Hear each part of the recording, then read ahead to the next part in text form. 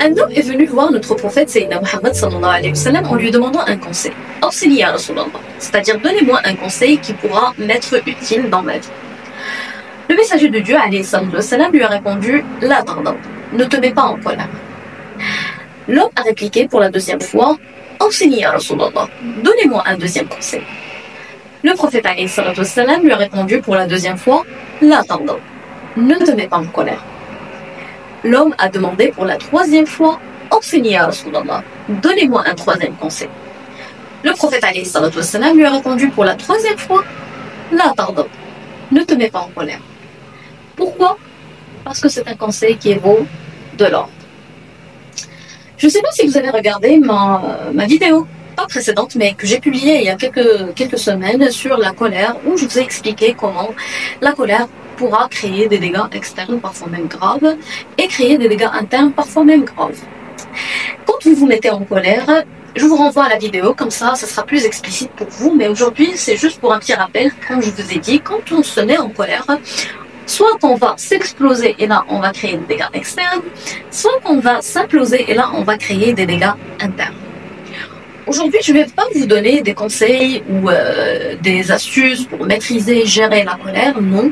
Mais juste deux petites choses que vous allez appliquer quand vous sentez qu'il y a quelque chose qui remonte, il y a une colère qui remonte. En les appliquant, ça va vous permettre tout d'abord de apaiser cette colère-là et de minimiser les dégâts qui vont avec. Première des choses, quand vous sentez qu'il y a une colère qui remonte, la première des choses que je vous conseille de faire, c'est de prendre du recul. C'est-à-dire, si vous êtes debout, faites un pas en arrière. Si vous êtes assis, poussez le siège en arrière. Si vous pouvez prendre un petit moment, inspirer, expirer et faire un compte de 1 à 10, ça va vous permettre d'apaiser et de rationaliser les choses. En faisant un compte de 1 à 10, ça va vous permettre de basculer votre pensée du cerveau émotionnel vers le cerveau rationnel. On est tous passés par des moments où on veut revenir en arrière pour effacer quelque chose que l'on a fait ou que l'on a dit. Quand on s'exprime avec agressivité sous l'effet de la colère, bien sûr, même si nous avons raison, on risque de perdre tous ses droits. En étant agressif, ça va mettre l'autre aussi sur la défensive, et lui aussi il va devenir agressif, et là on n'aura aucun résultat et on risque de tout perdre. Vous savez très bien, quand l'émotionnel déborde, le rationnel ne fonctionne plus. Le fait de prendre du recul, je ne vous dis pas que c'est facile dès la première fois, mais ça demande de la pratique. Mais le fait de reculer un petit peu, prendre du recul, inspirer, expirer, faire un compte, ça va vous permettre de apaiser la situation et juste pouvoir exprimer les choses avec plus de raison et éviter de perdre ses droits. Deuxième des choses que je vous conseille de faire, c'est l'acceptation. L'acceptation de quoi? L'acceptation de le fait de se mettre en colère, l'acceptation de la situation et l'acceptation du fait que quand on se met en colère pour des raisons parfois même futiles, accepter le fait qu'il y a une blessure interne que nous avons besoin de guérir et qui nous pousse de se mettre en colère pour des futilités. Tout d'abord, le fait d'accepter la situation, de se laisser traverser par l'émotion, ça va permettre de l'apaiser, et aussi de se familiariser avec. Deuxième des choses, quand on commence à se reconnaître encore mieux, connaître ses normes, connaître ses valeurs, avouer de ses propres blessures, ça va vous permettre de vous reconnaître encore plus et ça va vous permettre de diminuer les raisons pour lesquelles vous vous mettez en colère pour tout et pour rien. Le fait, pour pouvoir plutôt faire tout cela et passer à l'acceptation des choses, une seule chose qui va vous permettre de le faire, et là je vous parle par expérience personnelle, c'est la méditation.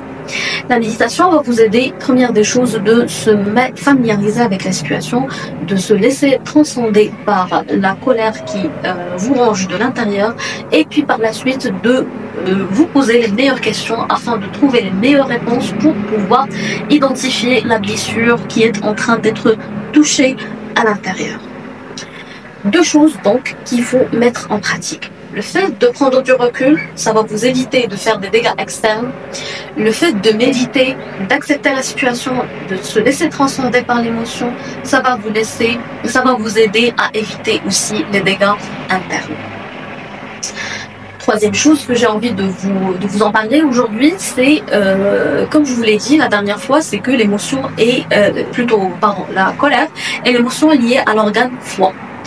Et je ne sais pas si vous me suivez, récemment j'ai publié sur ma page Facebook, Instagram, un article sur le printemps, parce que là, selon le calendrier chinois, on est déjà en printemps, et le foie est l'organe principal du printemps. Et l'émotion qui est liée à l'organe foie, c'est la colère. Entre parenthèses, le foie, c'est le chef des organes. C'est l'organe qui a le plus besoin d'être chouchouté, parce que si notre foie va bien, il n'y a plus de barre ici et tout circule avec une harmonie incomparable. Donc du coup, première des choses, pour pouvoir prendre soin de notre foie, je vous conseille, première des choses, de choisir les aliments qui apaisent le foie et qui adoucissent son énergie. La saveur liée à l'organe foie est liée au printemps, liée à l'émotion colère, c'est la saveur acide, mais acide avec modération. C'est pour ça que je vous conseille de consommer les fruits de saison, notamment les fraises, les myrtilles, les cerises, les fruits rouges en général, la mandarine, aussi les artichauts comme légumes, comme graines, je vous conseille l'orge, le seigle, les graines de sésame. Tout ça, ce sont des aliments préférés par le foie et permettent d'adoucir son énergie.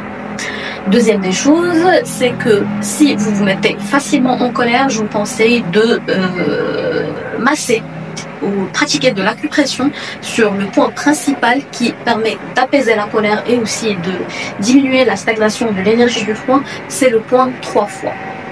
Ce point-là, vous pouvez le masser soit à sec avec des mouvements circulaires dans le sens anti-horaire, soit à l'aide de l'huile de petits grains bigarade, parce que c'est une huile qui permet de en se diffusant, elle permet d'apaiser la colère et de libérer l'énergie du foie en lui permettant de circuler plus harmonieusement.